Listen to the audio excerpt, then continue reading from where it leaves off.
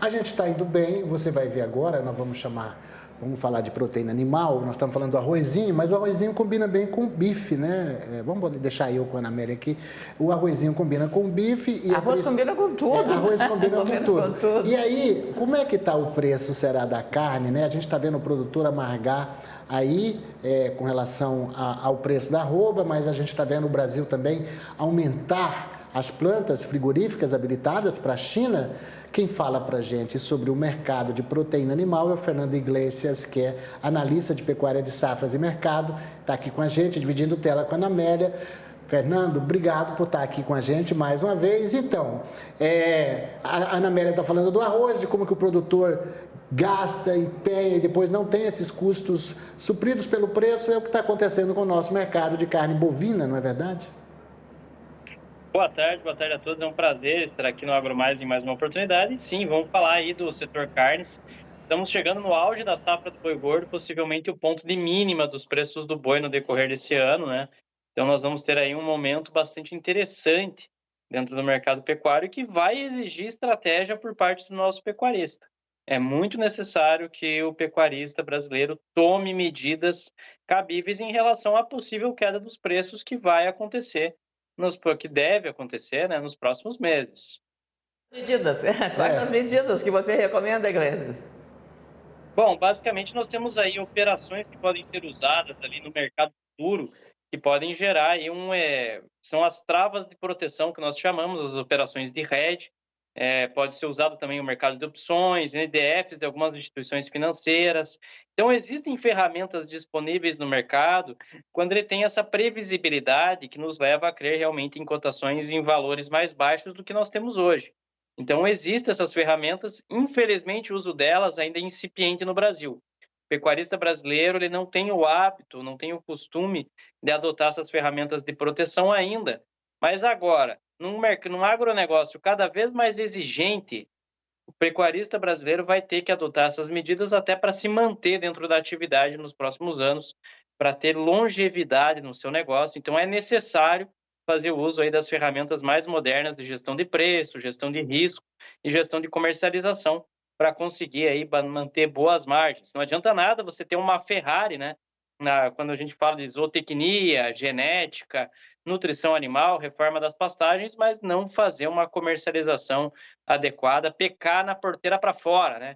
Então precisa ter uma boa gestão. Essa vai ser uma necessidade ao longo dessa década. É claro que isso não depende só do Brasil, depende também do contexto externo. A gente está vendo o país aumentar em termos de quantidade, as exportações, de habilitar mais plantas frigoríficas. A gente está vendo aí, parece que quase 40 para a China recentemente. Então, isso também acaba nos ajudando a suprir um pouco essa queda nos preços ou essa desvalorização da tonelada de boi gordo.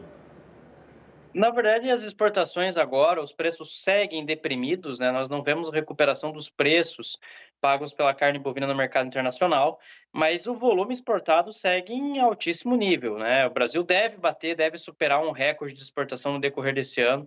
Muito provavelmente aí nós veremos, mês após mês, notícias de Brasil superando o recorde de embarques, estabelecendo novos recordes de exportação no decorrer desse ano.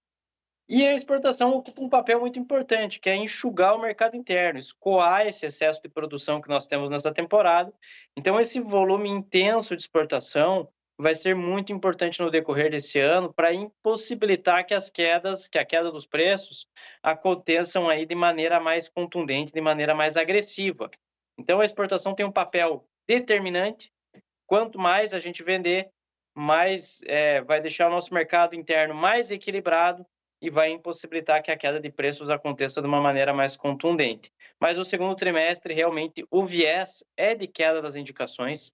Potencialmente, nós veremos a arroba do boi gordo em níveis mais baixos, aí, em especial durante os meses de maio e junho, que é quando o pecuarista não vai ter capacidade de segurar esse animal no pasto, principalmente no centro-norte brasileiro. Iglesias, a razão da queda do preço, você falou que é uma super oferta agora que nós estamos na safra, plena safra da pecuária. Então, no mercado interno, quando há uma oferta maior, aquela lei da oferta e da procura não foi ainda eliminada. Então, claro, oferta maior, o preço tende a cair. Mas, em relação ao mercado internacional, se nós estamos aumentando a produção, é uma questão cambial? É uma questão de oferta também internacional maior? Na verdade, essa condição dos preços passa justamente pela China, que é o nosso grande importador de carne bovina nesse momento. A China ela vem desde o segundo semestre de 2022 renegociando os seus contratos de importação. Primeiro que passa pela situação econômica da China. A China não vemos mais a China crescendo aqueles 2 dígitos que nós nos acostumamos a ver a China crescer, né? Está tendo um crescimento econômico mais discreto e uma moeda chinesa muito desvalorizada. Em meio a essa desvalorização cambial, em meio a um yuan bastante desvalorizado, o importador chinês ele se vê obrigado a renegociar os contratos de importação, a baixar os preços em dólar para compensar justamente esse processo de desvalorização.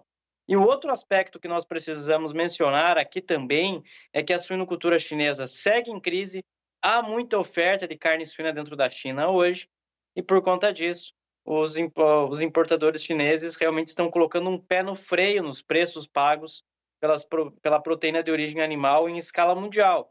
Com a China baixando o preço, os demais importadores também baixam esses preços, também recuam esses preços, justamente, e a China tem esse peso dentro do mercado, tem essa capacidade. Quando ela faz movimentos, quando ela eleva os preços, os demais também vão atrás. Quando ela baixa os preços, todo mundo faz esse mesmo movimento, todo mundo toma esse tipo de postura dentro do mercado. Então, para preços da carne começarem a melhorar no mercado internacional, vai depender de recuperação econômica e uma suinocultura chinesa melhor ajustada, com índices de oferta e demanda mais equilibrados do que nós temos hoje. Encerrar, quanto é que está? 230, 235, arroba? Bom, as negociações em São Paulo acontecem